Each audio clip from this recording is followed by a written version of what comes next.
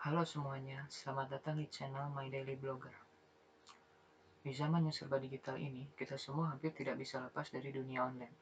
Dari media sosial, belanja online hingga perbankan digital. Kehidupan kita kini semakin bergantung pada teknologi. Tapi tahukah Anda bahwa dengan semakin banyaknya waktu yang kita habiskan di dunia maya, semakin penting juga untuk menjaga keamanan dan privasi kita. Dalam video ini, saya akan membahas tentang etika digital serta beberapa tips praktis untuk menjaga keamanan dan privasi online. Jadi, simak terus ya. Nah, yang akan saya bahas di sini adalah yang pertama, apa itu etika digital? Lalu, mengapa keamanan dan privasi online penting? Lalu, tips untuk menjaga keamanan dan privasi online? Dan yang terakhir adalah call to action. Mari kita mulai dari yang pertama, apa itu etika digital? Jadi sebenarnya, apa sih itu etika digital? Secara sederhana, etika digital adalah seperangkat aturan dan prinsip yang mengatur perilaku kita di dunia online. Ini mencakup bagaimana kita berinteraksi dengan orang lain, bagaimana kita menggunakan informasi, dan tentu saja bagaimana kita melindungi diri sendiri serta data pribadi kita. Etika digital sangat penting karena dunia online seringkali terasa lebih anonim, dan ini bisa membuat orang-orang lupa bahwa tindakan mereka tetap memiliki sebuah konsekuensi. Nah, di balik konsekuensinya ada sisi positif dan sisi negatif dari etika digital. Yang pertama kita bahas dari penyebaran informasi palsu. Untuk skenario negatifnya, bayangkan bila Anda melihat sebuah berita mengejutkan di media sosial tentang sebuah bencana alam yang terjadi di kota Anda.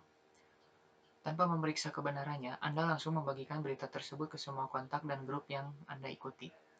Ternyata berita itu adalah hoax atau berita bohong yang sudah lama dibantah. Akibatnya, banyak orang yang menjadi panik dan informasi yang salah tersebut menyebar luas sebelum akhirnya diklarifikasi.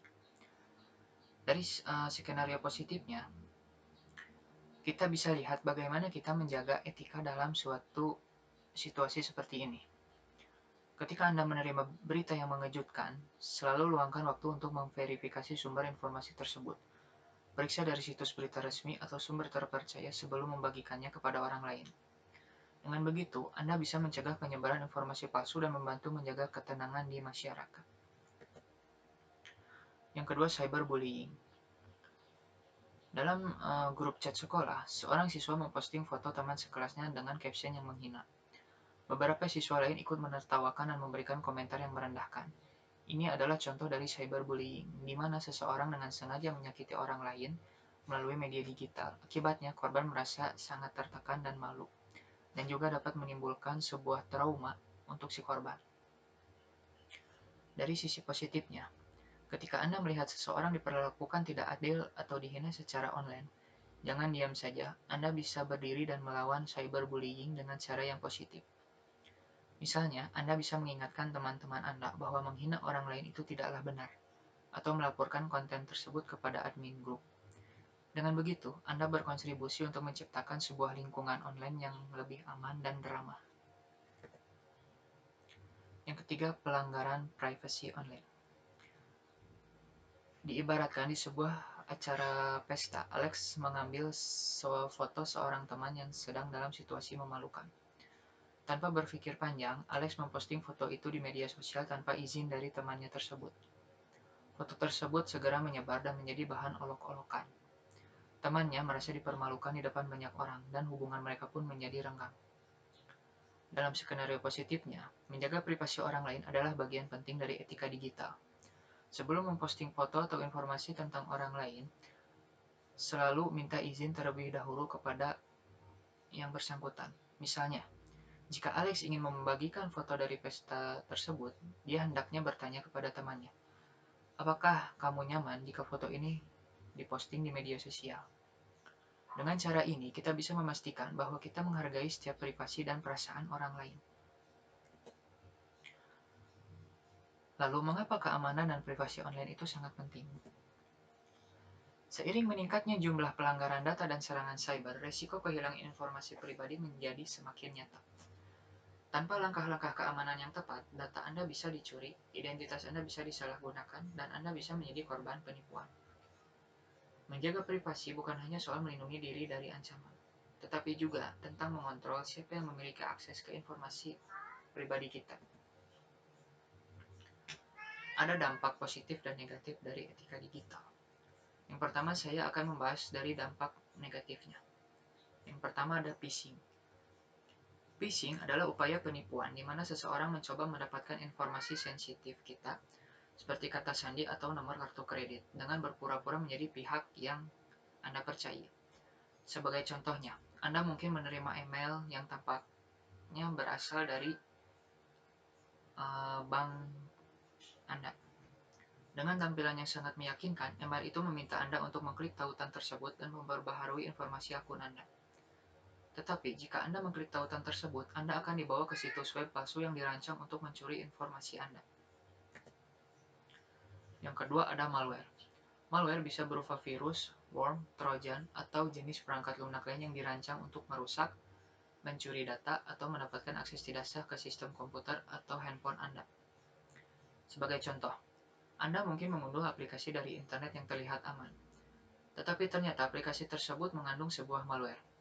Begitu Anda install, malware ini langsung mencuri data pribadi Anda, memonitor aktivitas online Anda, atau bahkan mengunci komputer Anda, sampai Anda membayar sejumlah uang tebusan yang dikenal sebagai ransomware. Yang ketiga, pencurian identitas. Ini terjadi ketika seseorang mencuri informasi pribadi kita seperti nomor KTP, nomor kartu kredit, atau informasi akun online Anda untuk melakukan tindakan kriminal. Misalnya, seorang penjahat mungkin mencuri nomor kartu kredit Anda dan menggunakannya untuk melakukan pembelian besar atas nama Anda. Anda mungkin baru menyadari hal ini ketika menerima tagihan kartu kredit dengan transaksi yang tidak Anda kenali. Lalu, dari dampak positifnya, yang pertama, menghormati pendapat orang lain dalam diskusi online. Dalam sebuah forum diskusi atau grup media sosial, seorang pengguna bernama Lisa berpartisipasi dalam diskusi tentang topik kontroversial. Namun ada beberapa orang yang tidak setuju dengan pendapatnya itu. Lisa tetap tenang dan menghormati pandangan orang tersebut. Dia menghindari kata-kata kasar dan memilih untuk menjawab dengan argumen yang logis dan menghargai, sambil menyatakan bahwa setiap orang berhak memiliki pendapat masing-masing. Yang kedua, menggunakan bahasa yang sopan dan ramah dalam email profesional. Dalam skenario profesional, seseorang mengirimkan email kepada koleganya mengenai proyek yang sedang mereka kerjakan. Meskipun ada masalah yang perlu diselesaikan, dia tetap menggunakan bahasa yang sopan dan ramah. Dia memulai dengan menyapa koleganya, menjelaskan masalah dengan jelas tanpa menyalahkan siapapun, dan mengakhiri dengan ucapan terima kasih atas kerjasamanya.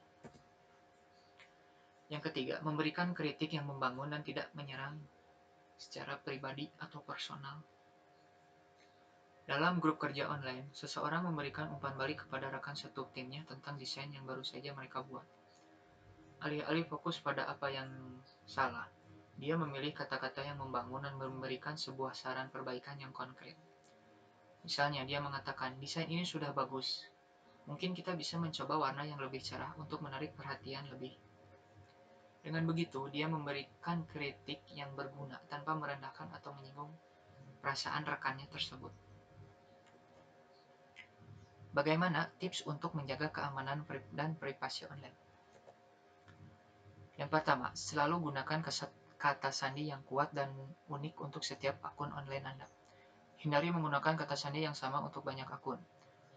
Kombinasikan huruf besar, huruf kecil, angka, dan simbol untuk membuatnya lebih sulit.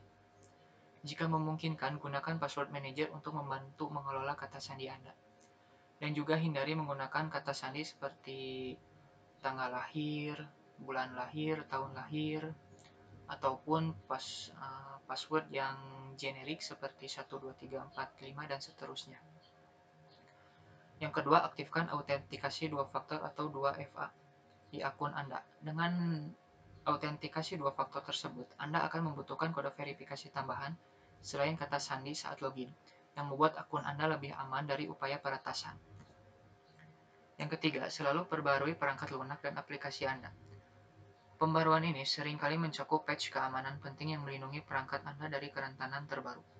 Jangan abaikan notifikasi pembaruan ini, karena pembaruan perangkat lunak ini sangat penting untuk menjaga device kita dari serangan cyber. Yang keempat, waspada terhadap phishing dan penipuan online. Jangan pernah mengklik tautan atau mengunduh lampiran dari email atau pesan yang mencurigakan. Selalu periksa alamat pengirim dengan seksama, dan jika ada keraguan lebih baik diabaikan saja. Dan juga jangan mengunduh sebuah aplikasi ataupun apapun itu yang berada di dunia online, karena itu bisa saja mengandung sebuah malware maupun phishing. Dan yang terakhir adalah mengatur pengaturan privasi di akun media sosial Anda. Batasi siapa saja yang bisa melihat postingan Anda dan informasi pribadi lainnya. Dan ingatlah, tidak semua orang perlu tahu setiap detail tentang hidup Anda.